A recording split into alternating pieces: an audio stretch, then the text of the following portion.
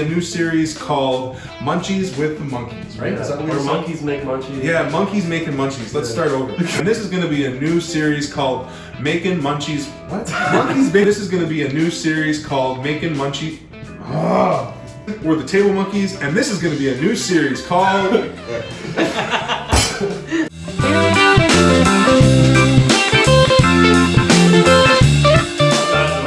I'm Jason, we're the Table Monkeys, and this is going to be a new series called Monkeys Making Munchies. Yeah, and now, whether or not you guys know this, we're both chefs. I've been cooking for like 20 years. I've been doing it for 5. Yeah, he started working for me about 5 years ago, yeah, so we're both pretty passionate about food, got a relatively good base of knowledge, and... this came about because, you know, we've seen Devin. He's been feeding all those pumps with corn and all those Doritos and Levon, you know, pre-workout with 4 Big Macs and fries and Cokes and stuff, and even Crazy George, he swears by, you know, Burger King. Yeah. So bottom line, it's not the healthiest way to eat, and it's, in reality, as Devin has learned, it's probably not that sustainable. And we're trying to get any advantage we can over these guys, so if we can nail our nutrition, hopefully we can... It's just another level up, you know. If you can add to the trough or whatever of advantages you're trying to get, nutrition is a huge leg up, and not just for gains, but like for performance and stuff, but definitely for recovery as well, right? So right now I'm trying to recomp a little bit, trying to lose a little bit of weight, and just get leaner, and you're trying to bulk up. Trying to gain, trying to get into that 240 class eventually. Yeah, so the bottom line for doing that, no matter what, Protein. Comes down to protein. So the base of a good diet is high protein, low calorie, and a good amount of fiber, or what I guess a lot of people would probably consider high fiber. Right, and then carbs and fats depends on your preference. Yeah, and those can kind of fluctuate. So one of the things also right now is this COVID time. A lot of people aren't working. And just in general, sometimes people struggle if you're in college trying to make those gains. You know, money is short. And protein can be expensive. Very expensive. Especially the good shit. You know? Yeah, if you want lean protein like a fillet, you're looking at like way too much money per pound, right? So one of the good quick answers to that is... tuna. Canned tuna. Between 20 and 30 grams of protein per can, and it's about $1 to $2 per can. Yeah, so it's probably the cheapest form of protein you can get. And it's basically 0 fat. If maybe this one has 0.5 grams, so 1 gram of fat for the whole container. So basically no fat, and as Alex said, super cheap. And instead of being like old school bodybuilder style, where I used to work with a guy. And he would literally have a can of tuna with rice and cucumber, and that was like one of his go-to meals. That's disgusting. Yeah. There's no need to eat that clean. There's no advantage between having, you know, a can of tuna in rice and cucumber versus having a delicious tuna salad, tuna melt sandwich. And that is going to be the objective of today. Is we're going to make a tuna salad and put it in a tuna melt. Okay, first things first. Drain your cans of tuna, and then throw it in the bowl. And I'm doing 2 cans at once here because it makes sense to cook in bulk. So I'm gonna have 2 cans of tuna salad ready in the fridge, so whenever I want, pull it out of the fridge and make a tuna melt. All right, guys, the next step to a good tuna salad is some diced onions. So this will be our first little cooking hack, is how to dice an onion. It's like one of the simplest things to learn, but a lot of people don't know how to do it. Again, like 20 years in the industry, the first thing I would ask people come in with like, oh, I've been cooking for 10 years. The first thing I'd ask them to do is cut an onion. I can't tell you how many people fucking cut their finger first time trying to cut an onion for me. So let's go over how to cut an onion. The first thing you need is a knife that is sharp. If your knife is not sharp and you have to push and force your knife through whatever it is you're trying to cut, eventually it's gonna slip and you're gonna push and force it through your hand, and that's no fun. So make sure the knife is sharp so it effortlessly falls through whatever it is you're trying to cut. This is a steel, this is a knife. You just, on an angle, just pull the knife across the steel, and that helps bring the edge back to your knife. And once your edge is gone and this doesn't work, you take it to somebody that sharpens knives and gets it sharpened. Or you buy one of those mechanical things, those work too. Those kitchen things that you drag the knife through, those actually aren't that bad. Okay, so we are gonna cut the top of the onion off. So not the root end, but the top end of the onion. Cut that off. We're gonna put it down on that end so it doesn't roll around. And then we're gonna cut the root end in half, okay? Then we're gonna take the outer peel of the onion, take it off. Keep our board clean, because we're not fucking hacks.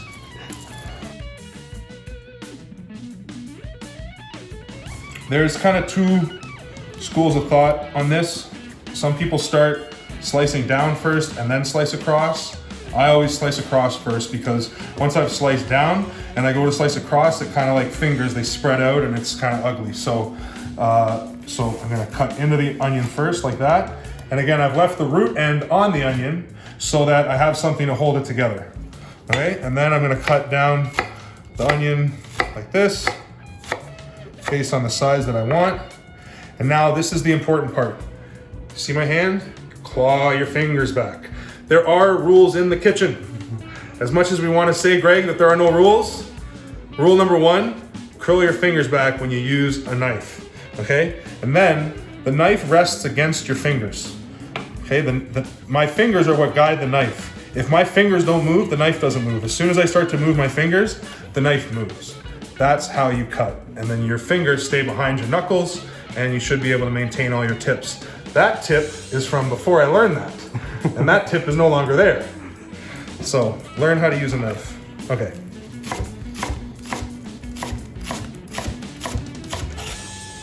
Nice, even dice. If you feel like you want it finer, you can always go over it again. But the more you mash and chop your onions, the more juice is gonna come out, the more likely you are to cry. And also the more like kind of pungent onion flavor you're gonna get in the dish. Okay, so that's dicing an onion. All right guys, next step is adding the fat to our tuna salad, and usually I use mayo, but we're gonna make it a little healthier today with avocado and olive oil, a little healthier than the canola oil that's in mayonnaise. So to have an avocado, super easy, hold it in your hand, knife right down the middle, and then you just rotate the avocado over the knife and twist it, and it pops out like that. To get the seed out, take the knife and just tap it lightly into the seed, and then you can just twist it, it pops right out. Super easy. And then you can take your spoon and scoop out all the insides. Simple. And it adds some great healthy fats and flavor to your tuna salad. All right guys, last step is seasoning the salad. And to do that, you gotta look at the concept of salt, fat, acid, heat. And salt and acid, very important. They're there to elevate the flavors in the dish. So for the acid we're gonna use today is lemon, and we're just gonna use salt for the salt. So cut your lemon in half, and then to squeeze the lemon juice out without getting any seeds, just hold your hand like this. So this will catch any of the seeds, and you squeeze the lemon juice through your hands. That should be good. And then we're gonna add some salt.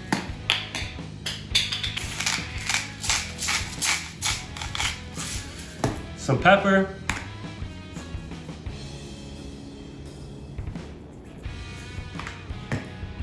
That olive oil I was talking about.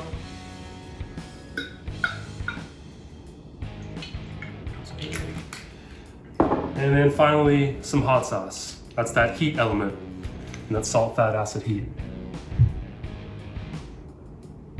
So all these things are gonna work to balance out the flavors and really make everything pop. And from here, take your fork, mash everything down, and then give it a good mix.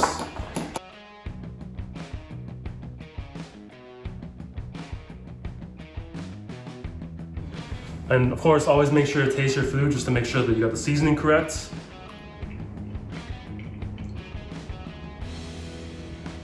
Perfect. All right guys, so the next step is to assemble your tuna melt. We have our tuna salad made, and obviously you don't have to put it in a tuna melt. You can just put it in a tuna sandwich, you can just put it in a tuna wrap, you can put it in lettuce tacos, you can fucking do whatever you want with it, because it tastes good. But we're gonna make tuna melts. Why are we gonna make tuna melts? Because we wanna get the bread and the cheese to maximize our protein intake, and because tuna melts are fucking delicious. And they also are really quick. Once you have the tuna salad made, just assemble it, throw it in the pan. It's like making a grilled cheese when you were fucking, I don't know, I started making grilled cheeses when I was 5, which is probably why I'm so fat. All right, so butter the bread. Now, obviously the amount of butter that you use is just gonna make it better, but you don't have to use that much. And Being a chef, I've used way too much butter my whole life, so I'm trying to cut down on the butter, so a thin little layer of butter is enough. We're gonna do the cheese next. So cheese goes down, and then tuna, generous amount. Again, we're trying to pack in that protein.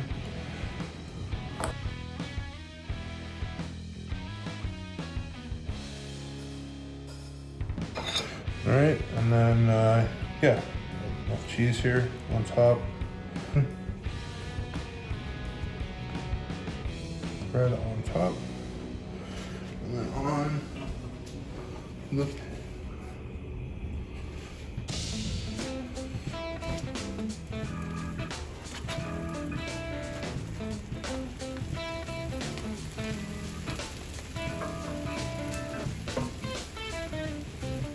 Alright guys, tuna melo's done, and this is definitely one of my go-to meals. I mean, there was a time in my life where I ate this like every single day, and you don't usually eat tuna melt, so that's why we add the avocado to make it a little bit more combo of both of our styles. Yeah, I like tuna salad, but I don't usually do the tuna melt because calorie-wise, for me, again, trying to be on a bit of a calorie deficit, it might be a little bit high on the calories, but it's definitely a great way to jam in the protein and the fiber.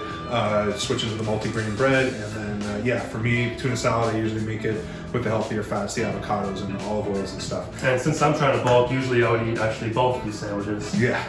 So different strokes for different folks. It's all about balance and making it work. So we're gonna try these things and see how we did.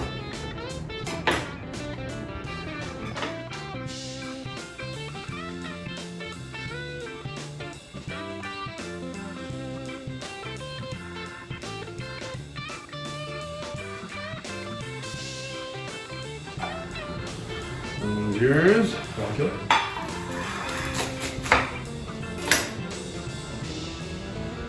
Let's see what we got. Okay.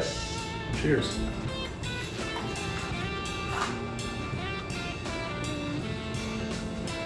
Yeah, that's fine. Mm-hmm. Actually, the avocado's not bad, eh? No, it's nice. It's not worse. I like the lemon too. I don't usually do the lemon juice. Perfect balance of flavors. Yeah, it's all about balancing that flavor, man. So, this is a delicious meal.